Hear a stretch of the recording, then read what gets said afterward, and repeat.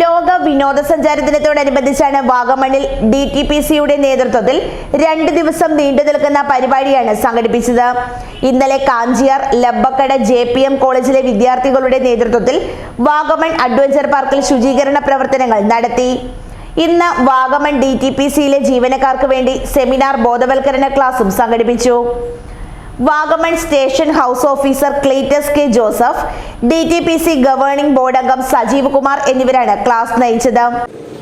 കേരളത്തിൽ താമസിക്കുന്ന ആളുകൾ അത് സംസ്ഥാനത്തിന്റെ പുറത്തുനിന്ന് വന്ന് താമസിക്കുന്ന ആളുകളും പിന്നീട് ആ ആളുകളുടെ സന്തതി പരമ്പരകളുടെ ബാക്കി പത്രങ്ങളായ ആളുകൾ, അതാണ് ആകെ വരുന്ന കേരളീയർ എന്ന് പറയുന്നത്. അപ്പൊ ലോകത്തിലെ കണ്ടിരിക്കേണ്ട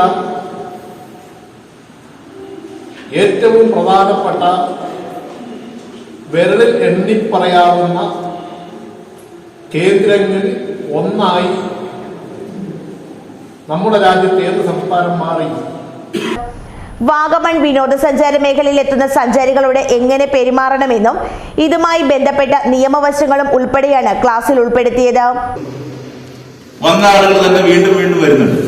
ഇത് തന്നെ അറിയാമല്ലോ, മാസത്തിൽ ഒന്ന് വരുന്ന ആളുകളുണ്ട്, 6 മാസം കൂടുമ്പോൾ വരുന്ന ആൾക്കാരുണ്ട്, ഈവനിങ്ങിൽ വന്ന് കയറി ഇറങ്ങി പോകുന്ന ആളുകളുണ്ട്. അതല്ലാതെ ഓരോ വർഷവും വന്നു പോകുന്ന ആളുകളുണ്ട്. വരുന്ന ആളുകൾ തന്നെയാണ് കൂടുതലും വീണ്ടും വീണ്ടും വരുന്നത്. തമിഴ്നാട്ടിന്റെ പല മേഖലയിൽ നിന്നാണെങ്കിലും അതുപോലെ കേരളത്തിന്റെ വിവിധ ജില്ലകളിൽ നിന്നാണെങ്കിലും വരുന്നത്. വാഗമണിലെ DTPCയുടെ വിവിധ വിഭാഗങ്ങൾ ജോലി ചെയ്യുന്ന മുഴുവൻ ആളുകളും സെമിനാറിലും ബോധവൽക്കരണ ക്ലാസ്സിലും പങ്കാളികളായി. Vagamon SI Naushad, DTPC Vagamon in charge MG Mohanan എന്നിവർ നേതൃത്വം വഹിച്ചു.